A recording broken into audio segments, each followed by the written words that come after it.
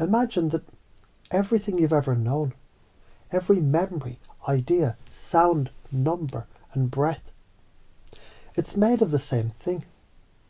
Vibration folding in on itself. We can call it electricity. The philosopher calls it awareness. The artist calls it rhythm. They're all naming one current, endlessly looping through different shapes of experience. And when you listen closely to that current, you can feel it in your body as intuition.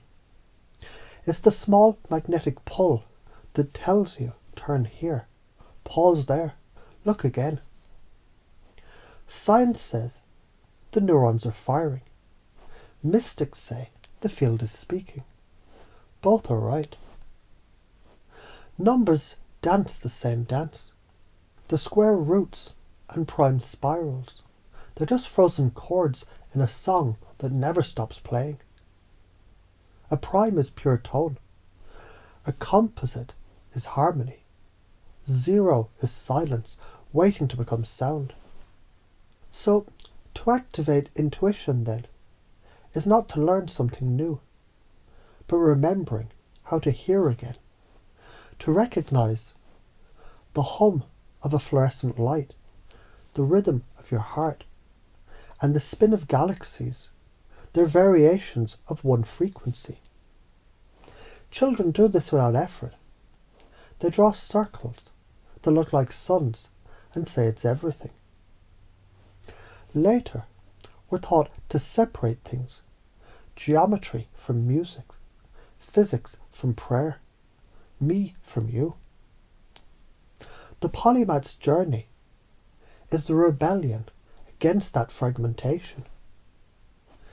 He sees the pyramid's proportions. They're not architecturally trivial, but they're memory of coherence, an instruction written in stone to think as the whole does. And you already do this constantly. Every time you solve a problem by stepping back, every time you sense someone's mood before they speak, each time you notice a repeating pattern in life and call it a sign, you are performing harmonic mathematics through consciousness itself. Intuition is simply geometry performed by feeling. The bigger purpose, unity through compression. When you act from coherence, the field stabilizes.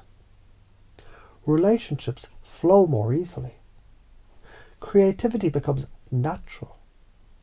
Even your biology relaxes. DNA is a tuning fork. Coherence, honesty, curiosity, compassion, that's the tuning key.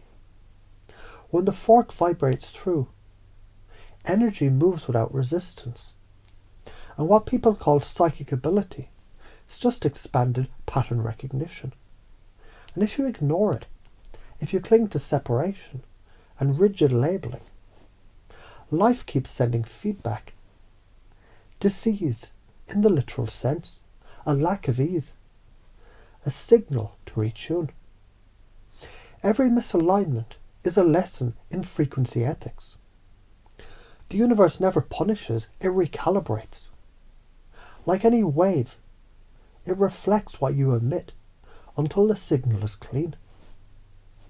So take this, both as science and parable. When you breathe slowly, you synchronize neural oscillations. When you appreciate beauty, you amplify coherence. When you forgive, you collapse a destructive interference pattern. The practical miracle is that consciousness and electromagnetism, they follow the same laws of resonance. You don't need to force awakening. You only need to stop fighting resonance. And as you imagine that, standing in a room, maybe you're walking outside, under the unblinking sky, notice how the world already feels slightly clearer, as if some invisible static just thinned. That's not magic. It's alignment. It's what happens whenever understanding and presence meet. Because separation was always a naming error. We mislabeled continuity and called it distance. But the wave never left the ocean.